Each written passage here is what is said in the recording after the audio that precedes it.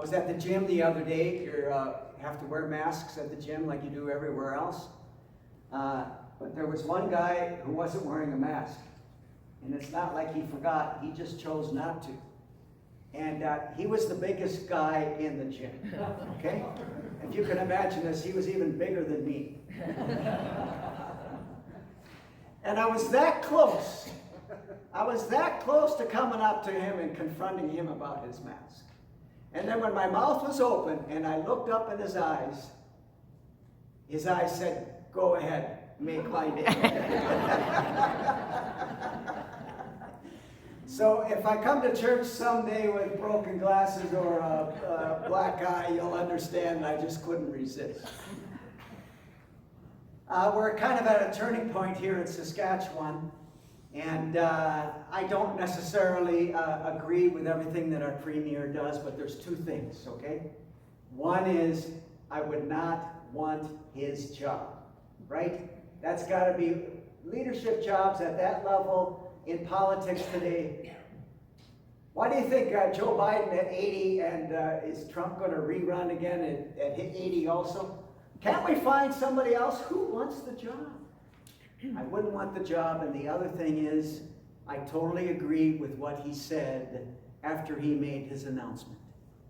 It's time for us to heal. It's time for us to heal as a province, to heal as a nation, and to heal as a world. How do we do that?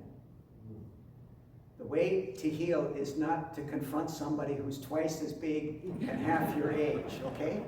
That isn't the way to heal. The gospel reading today, we have the story in Luke. It's part of the story of the Sermon on the Mount. But the people came to Jesus. They had come to hear him and to be healed of their diseases.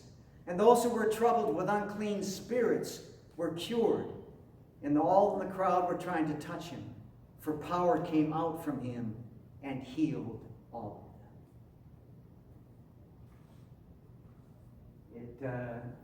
In my opinion, Jesus' message was a healing message. And that's where we have to look now, going forward out of this, and to find healing in our lives. The way to find healing, like it is in any other relationship, is not whoever has the power is the right one, and the others who don't have power are the wrong ones. I learned a long time ago in my marriage, you might be as right as the day is long, and every German believes that they are right? Okay? But that's not going to bring peace to the marriage. Okay? When you're raising children, you know that you can be right in what it is you think and believe, but to make your kids fall in line, or to be angry with them, or to ostracize them, that is not the way to bring peace. One of the most powerful ways for us to bring peace in our community here in Saskatchewan is to try to understand.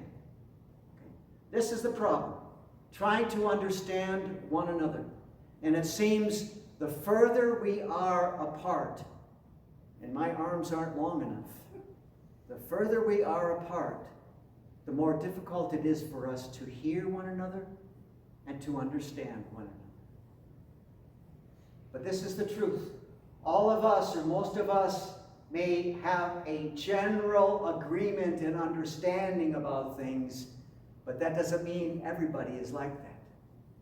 And it's really not about being right or wrong. Truth, for me, is different from truth with you. And we know this. We know this watching the news. The people who are doing the protests, they have a different truth than we have. And we can yell at them as much as we can. We can implement more laws to show them that they are wrong. But that's not the way to bring peace and healing. It's to try to understand what it is they are saying.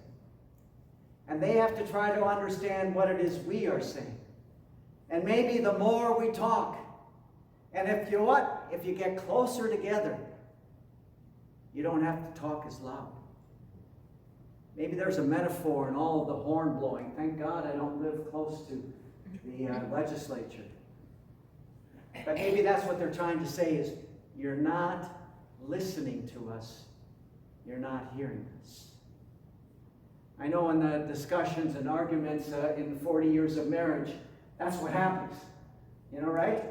Right? When the volume starts going up and the children rush to close the windows, you know that nobody's listening, right? Nobody's listening, so we have to raise our voices. The more I see you people sleeping, I'm going to raise my voice. Okay? That's the problem. People don't think we're listening. We're not hearing what it is they see. It's not much different than all the religions in the world. Why do we have so many different religions? Because people have an understanding and they believe in a truth that is different than our understanding and in our truth. How do we come together? Canada has been a beautiful model of how to live together. We have to get this back again. So many people feel disenfranchised. And I understand that. People in the West feel disenfranchised. That's nobody is listening to them. We have to listen. We have to hear the words that other people are saying and try to understand where they are coming from and figure out ways how we live together. Understanding, it's a big part. Acceptance, love, and forgiveness. Okay? When we reach the end of this, whether it's March 1st or a little bit further down the line, we all have to do some forgiving, right? That's the truth, okay? I think when we look back at these last 2 years, we're going to realize the effect that all of this had on us and had on our lives. And we probably said some things and did some things that were out of character. I think everybody can fall into that category. And before you forgive other people, you have to offer that to them. Please forgive me. Okay? And maybe that's the message that Canada needs to give. Please forgive me. If we have not listened to you, if you have felt that you haven't been heard, I'm sorry. If you haven't agreed with all of the things that we've done the best that we can under the circumstances that we found ourselves. Every parent should say those words every day to their children, their grown children. We did the best we could under the circumstances that we found ourselves in. I think Christianity has a way. It has a way through this. Okay? Some of the other religions, many of the other countries in the world, okay, do not have democracies. Okay? It's the law that rules. Follow the law, listen to what I say, or you will pay the consequences. Christianity has another way.